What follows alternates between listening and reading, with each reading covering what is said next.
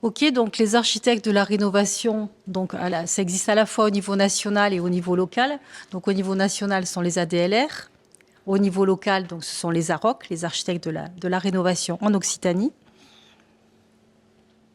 Donc l'objet de l'association, donc nous sommes constitués en association loi 1901. Et donc notre objet, c'est donc de regrouper des structures d'architectes. Donc au niveau national, c'est donc ce groupement de structures d'architectes régionales. Donc pour une approche globale de la rénovation du bâtiment, puisque bon, la mission de l'architecte, c'est aussi la rénovation, et donc avec l'intégration de la rénovation énergétique, puisque depuis longtemps les archis utilisaient déjà englober la rénovation énergétique dans leur rénovation globale. Et donc, c'était se regrouper pour pouvoir être plus fort et notamment mettre en évidence au niveau des pouvoirs publics que le rôle de l'architecte était important. En tout cas, que les architectes savaient aussi faire ça, que ça faisait aussi partie de leur métier et qu'il n'était pas forcément toujours indispensable d'inventer de nouveaux métiers. Donc, ça s'est fait donc dans ce cadre de la transition énergétique et donc avec des enjeux, donc la mobilisation des archis sur un marché qui était peu rentable pour eux. Donc c'est structurer aussi une organisation professionnelle de façon à rentabiliser ces petites missions qui sont pas toujours évidentes, puisque les missions de l'archi sont souvent étaient traditionnellement facturées au pourcentage des travaux, et donc sur des petits projets, c'était pas forcément évident. Donc il y a eu tout un travail d'études pour pouvoir trouver un système de facturation qui puisse être intéressante pour nous et qui puisse être intéressante aussi pour les clients.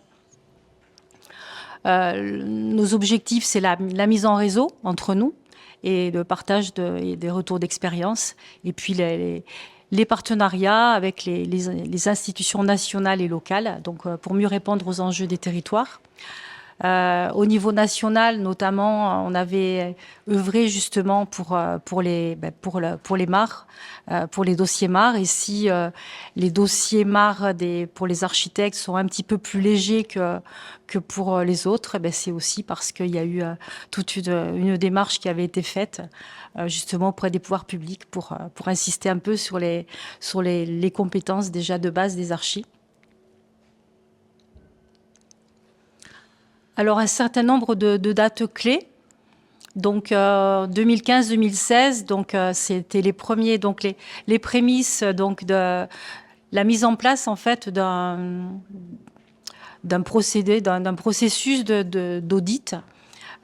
Donc, qui a été élaboré par un archi, donc l'un des fondateurs de l'architecte des architectes de la rénovation.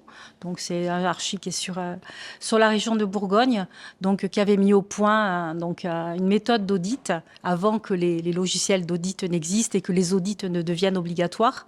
Donc il avait élaboré déjà cette méthode d'audit et donc il proposait cette formation auprès d'un certain nombre d'archis qui étaient intéressés.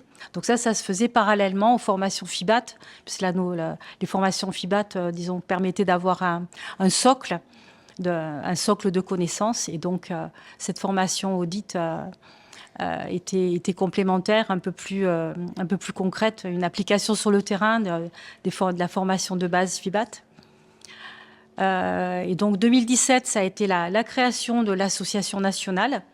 À Toulouse, on a fait partie des premières associations locales. Donc, les AROC ont été créés à cette même période. En 2018, la création donc, par l'État des audits énergétiques. Donc, c'était un petit peu la suite. Et donc, ce qui correspondait au passeport rénovation, qui avait donc été développé dans ce cadre, dans le cadre antérieur de la formation audit globale. Ensuite, on a travaillé aussi au niveau à la fois national et au niveau local sur l'élaboration d'un contrat d'offre globale de rénovation. Donc,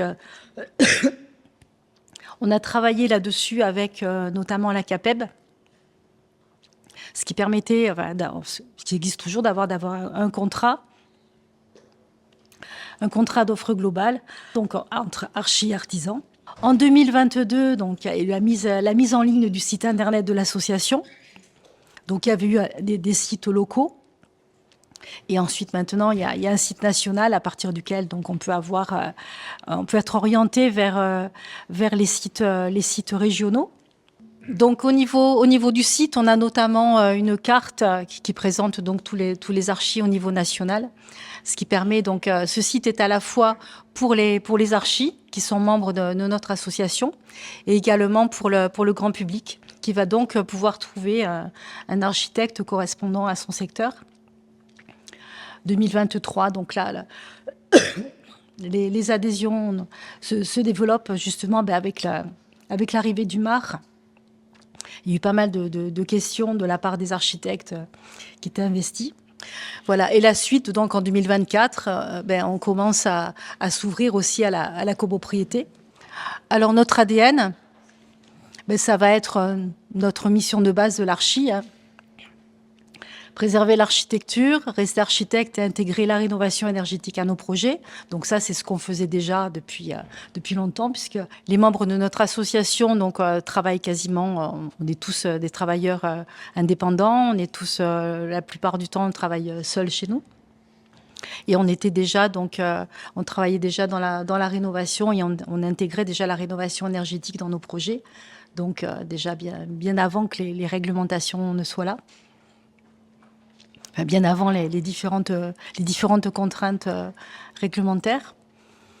Donc l'architecte en tant que responsable coordonnateur d'une vision d'ensemble, donc c'est la mission finalement, c'est l'ADN de l'architecte tout simplement.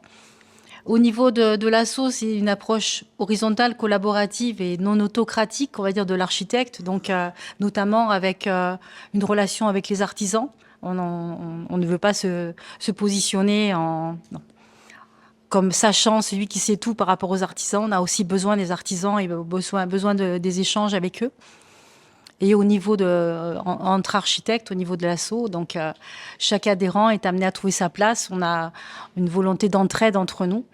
Et voilà, on n'est pas concurrents, on est complémentaires. Et effectivement, le but, c'est de pouvoir s'entraider au maximum. Alors, nos axes de communication, initialement, on a commencé par le logement individuel. Donc, c'était la base de notre activité. Donc, le logement individuel, la maison individuelle en particulier, un petit peu les appartements aussi, mais principalement donc avec une clientèle de particuliers. Avec les formations, donc un certain nombre des archis AROC commencent à se former au niveau de la copropriété, donc font la formation Dynamo CoPro.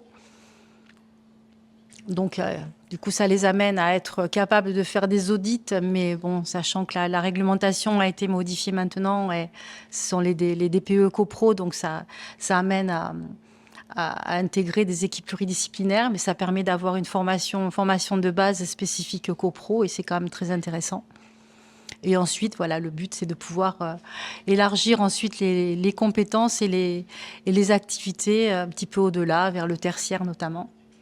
Le fonctionnement, donc on a donc une entité nationale qui sont donc les ADLR, donc qui va avoir davantage un rôle politique, donc avec, comme je vous ai dit tout à l'heure, certaines actions. Il va y avoir des pétitions, on va faire des courriers en collaboration avec l'ordre aussi au niveau national. On a des ateliers régulièrement, tous les mois, on a des ateliers nationaux qui se font donc en visio, donc pour tous les adhérents de France et différentes régions. Au niveau local, on a des contacts avec les instances régionales, donc notamment Toulouse Métropole en particulier, avec Envirobat, avec la CAPEB, donc avec lesquels on a des relations très très proches. Donc on est toujours tenu au courant au niveau des aides notamment. Et ensuite au niveau des groupes très locaux, puisqu'en fait les AROC, on a démarré vraiment sur Toulouse et là maintenant on commence à s'élargir un peu plus vraiment au niveau de la région. Donc on a des adhérents qui sont sur Montpellier, on en a sur Rodez, donc on en a qui sont venus aujourd'hui de Rodez. On en a sur le Pays Basque aussi. Donc voilà. Donc, et du coup, l'objectif, c'est aussi permettre à à ces sections à ces adhérents, on va dire, qui sont répartis un petit peu sur le territoire, de former des petits groupes locaux pour qu'eux-mêmes puissent contacter les interlocuteurs spécifiques dans leur territoire. Nos conditions d'adhésion, ben, c'est être inscrit à l'ordre, être architecte inscrit à l'ordre.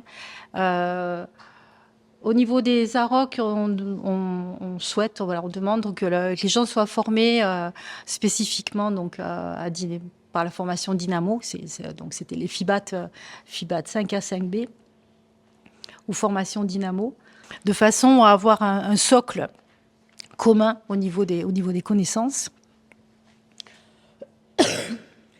Alors on fait en sorte aussi d'avoir un groupe qui soit homogène. Et donc, bon, on demande notamment au niveau national que les gens soient cooptés par le groupe local, puisqu'en fait, donc on a nos associations donc régionales, et il y a un certain nombre d'archis répartis donc sur toute la France, qui peuvent être sur des secteurs qui sont pas forcément près d'un groupe spécifiquement structuré ou un peu trop loin. Et donc, dans ce cas-là, effectivement, ils vont pouvoir adhérer au niveau national sans forcément être adhérents d'un groupe local. Mais voilà, on va faire en sorte qu'ils puissent être cooptés par le groupe local le plus proche. Donc, nous faisons, au niveau AROC, on a des réunions mensuelles. Une fois sur deux en présentiel. On est accueillis par le CAUE. Donc, on fait ça dans une salle du CAUE, donc à la Cour-Baragnon.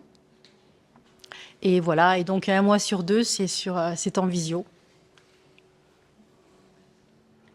Ce qui permet à ceux qui sont un peu plus loin comme ça de participer sans avoir à se déplacer trop souvent.